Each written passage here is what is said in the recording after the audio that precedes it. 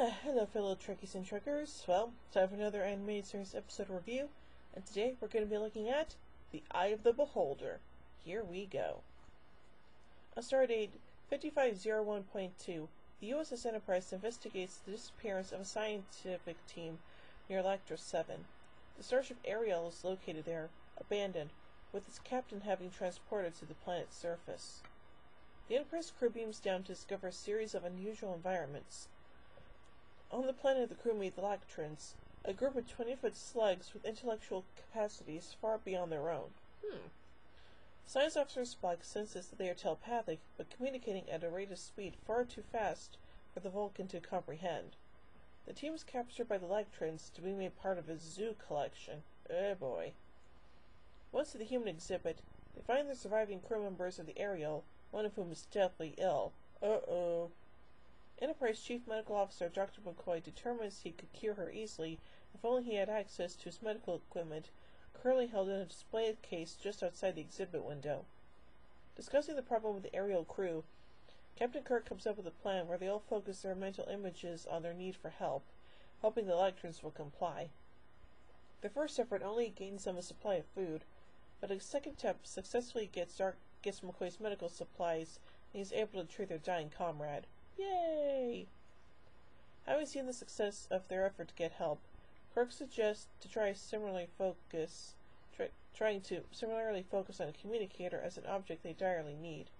A young Electron responds, and Kirk signals the Enterprise for a beam-up, but the youngster snatches away the communicator and at the last second is itself beamed aboard the ship. Dun dun dun! The adult Lactrans, not realizing exactly what has happened except that their child has disappeared, begin focusing all their telepathic energy on Kirk, trying to find an explanation. Aboard the Enterprise, the youth reaches the bridge bearing Chief Engineer Scott and its tentacle.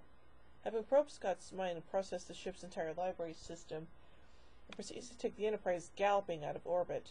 How does a starship gallop exactly? On the surface, the other Starfleet officers try to project a mental barrier to protect Kirk from the overwhelming telepathic assault of the adult Lactrans, when the child beams back down, still carrying Scotty. The youngster communicates what it has learned, and the adults decide that although still extremely primitive, the Enterprise crew are too intelligent to be kept as zoo exhibits and are set free. Whew, man, that was some stuff going on there, huh? Anyway, let's look at some notes about the novelization as well as casting about this episode. The Alan Dean Foster novelization of this story, Star Trek Log 8, modifies the ending slightly by putting a condition on the release of Kirk and the others, namely that in exchange, the Enterprise will help the Lactrans locate another alien race that they had known long ago. To this end, two adult Lactrans and their child, who has befriended Scotty, will beam aboard for the journey. This segues into the second half of the novel.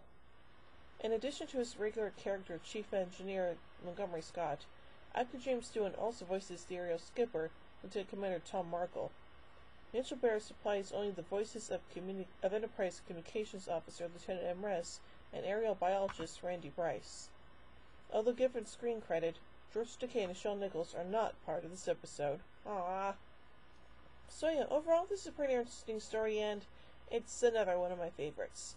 So, overall, I give The Eye of the Beholder 4 warp cores out of 5. Well, join me in a bit as we take a look at the Jihad. So, until then, live long and prosper, everybody.